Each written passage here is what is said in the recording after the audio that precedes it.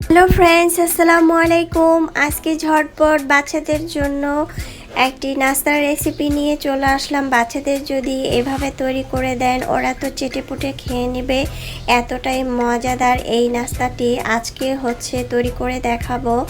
Noodles দিয়ে, সবজি দিয়ে রেসিপি। বাচ্চারা কিন্তু অনেক সময় অনেক ধরনের সবজি ওদের পছন্দ না, কিন্তু আমরা এভাবে যদি ওদের এই নাস্তাটা তৈরি করে দেই তাহলে কিন্তু ওরা চেটেপুটে খেয়ে নেবে। তো আর কথা নয়, আমি আজকে কিভাবে তৈরি করে দেখাচ্ছি সেটাই আপনাদের প্রথম থেকে শেষ পর্যন্ত ভিডিওটা ফলো করার জন্য অনুরোধ রইল।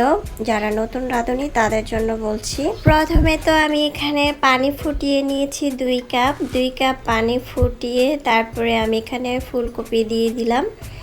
ফুলকপিটা দেখতেই পাচ্ছেন ছোট ছোট করে কেটে নিয়েছি। আর ফুলকপি কাটার আগে প্রথমে একটু ভিজিয়ে রাখবেন, পানিতে ডুবিয়ে রাখবেন। অনেক সময় ফুলকপির মধ্যে পোকামাকড় থাকে, পানিতে ভিজিয়ে রাখলে কিন্তু সেটা চলে যাবে। প্রথমে আমি ফুটন্ত পানির মধ্যে ফুলকপি দিয়ে দিলাম। তারপর আমি এখানে দিয়ে দিব 2টি নুডলস দিয়ে দিচ্ছি আমি এখানে, দেখতে পাচ্ছেন। আর এটা কিন্তু হালকা সিদ্ধ করে নিব, বেশি সিদ্ধ করা যাবে না। তারপরে দিয়ে দিচ্ছি এখানে আলু, একটা ছোট সাইজের আলু কুচি করে নিয়েছি পাতলা করে। তারপরে আমি এখানে আলুটা দিয়ে এখানে কিছু সবজি অল্প অল্প করে এখানে দিয়ে দিব। আর অনেক সময় এখন শীতকালীন সবজি প্রচুর পরিমাণ পাওয়া যাচ্ছে, আপনারা চাইলে কিন্তু সব ধরনের সবজি কিন্তু দিতে পারেন 1 কাপ করে। তারপর আমি এখানে দিয়ে দিলাম গাজর কুচি, আলু কুচি দিয়েছি, গাজর কুচি দিয়ে দিলাম। গাজর কুচি আধা কাপের মতোই দিয়েছি। দেখতে পাচ্ছেন যেগুলো একটু সিদ্ধ হতে দেরি হয় সেগুলোই কিন্তু আমি আগে দিয়েছি। এখন একটু নেড়েচেড়ে দিয়েছি। তারপর এখানে দিয়ে দিলাম কাঁচামরিচটা একটু মাঝখান থেকে কেটে দিয়েছি, বেশি পরিমাণ দেওয়া যাবে না, যেহেতু বাচ্চারা খাবে ঝালের পরিমাণটা কম দিতে হবে। এখন এটা কিন্তু আমি একটু নেড়েচেড়ে দিচ্ছি। আর আমার এটা কিন্তু অলরেডি সিদ্ধ হয়ে গিয়েছে, আমার কিন্তু আর সিদ্ধ করা যাবে না, দেখতে পাচ্ছেন। এখানে চাইলে কিন্তু ধনেপাতা কুচিটাও দিতে পারেন, তাহলে আর একটু বেশি ভালো লাগবে। আর একটু সবুজ সবুজ হলে কিন্তু আরও বেশি ভালো লাগে। তারপরে আমি এখানে তেল দিয়েছি পরিমাণ মতো।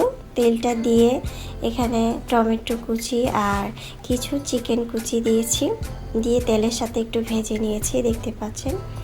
ভালোভাবে একটু ভেজে নিলাম। আর টুকরা টুকরা করে দিয়েছি ছোট ছোট করে। অলরেডি কিন্তু গলে গিয়েছে টমেটোটা, তাহলে আর টমেটো সস দিতে হবে না। যাদের বাসায় টমেটো সসটা নাই তারা কিন্তু এভাবে টমেটোটা দিতে পারেন। তারপর একটি ডিম দিয়ে দিলাম। আমি এখানে একটি ডিম দিয়েছি, আপনারা চাইলে আরও বেশিও দিতে পারেন। তারপর এখানে নুডলসের যে মশলাটা সেটা দিয়ে দিচ্ছি। আমি 2টি নুডলস রান্না করছি, 2টি নুডলসের মশলাই দিয়ে দিচ্ছি, প্যাকেটটা দেখতে পাচ্ছেন। এখন দুটোটা নুডলস মশলা দিয়ে আমি একটু নেড়ে চেড়ে নিচ্ছি। আর ডিমটাও কিন্তু খুব সুন্দর করে ভেজে নিচ্ছি, দেখতে পাচ্ছেন। এখানে পুডিং সব ধরনের কিন্তু আছে। এভাবে বাচ্চাদেরকে খাওয়ালে কিন্তু বাচ্চারা ভীষণ মজা করে খাবে। আর একটু ঝোল ঝোল রাখলে কিন্তু নুডলসটা খেতে অনেক ভালো লাগে। এখন দিয়ে দিচ্ছি সিদ্ধ করা নুডলস সবজি একসাথে দিয়ে একটু নেড়ে চেড়ে দিয়ে আমি কিন্তু এটাকে উঠিয়ে নেব। এটা কিন্তু বেশি আর জাল করা যাবে না। এ পর্যায়ে চাইলে কিছুটা ধনেপাতা কুচি দিতে পারেন। আর এখানে যেহেতু আমি সবজি দিয়েছি, হয়তো লবণটা নাও হতে পারে, তাই আমি হাফ টেবিল চামচের মতো লবণটা দিয়ে দিচ্ছি। লবণটা দেখে আমি লবণ দিয়েছি হাফ টেবিল চামচ। লবণটা দিয়ে আরও 1 থেকে 30 সেকেন্ডের মতো আমি বলকটা এনে চুলার আঁচ বাড়িয়ে তারপর চুলার আঁচটা কিন্তু আমি বন্ধ করে দিয়েছি, দেখতে পাচ্ছেন। মাশাআল্লাহ, দেখতে যেমন সুন্দর হয়েছে, খেতে আলহামদুলিল্লাহ এতটাই মজাদার হয়েছে। এখন আমি একটি বাটিতে গরম গরম পরিবেশন করে নিচ্ছি। এটা গরম গরম যদি বাচ্চাদেরকে খেতে দেন, বাচ্চাদের শরীর ফিট হয়ে যাবে। কারণ যাদের জ্বর আসবে, অনেক সময় অনেকের জ্বর আসে, স্যুপ খেলে কিন্তু অনেক সময় চলে যায়। আর আমরা যদি এইভাবে সবজি দিয়ে নুডলসটা স্যুপের মতো ঝোলঝোল করে দিই, তাহলে কিন্তু বাচ্চারা কিন্তু চেটেপুটে খেয়ে নেবে। সবসময় আপনার কাছে রিকোয়েস্ট আসবেই যে আমরা আজকে সবজির নুডলসটা আমাদেরকে বানিয়ে দাও, এরকম। আর আমি কিন্তু বাসায় সবসময় এই নুডলসটা তৈরি করে দিয়ে থাকি আর আমরা খেয়ে থাকি। আমাদের পছন্দের একটি নুডলস আপনাদের সাথে শেয়ার করলাম। আমরা তো সবসময় ঝরঝরা শুকনো নুডলস খেয়েই থাকি। আসলে ওই নুডলসটা সবসময় খেতে ভালো লাগে না, এক এক সময় এক এক রকম করে কিন্তু খেলে ভালো লাগে। আশা করছি আমার আজকের রেসিপিটি ভালো লেগেছে। ভালো লাগলে অবশ্যই চ্যানেলটা সাবস্ক্রাইব করে লাইক দিয়ে পাশে থাকবেন।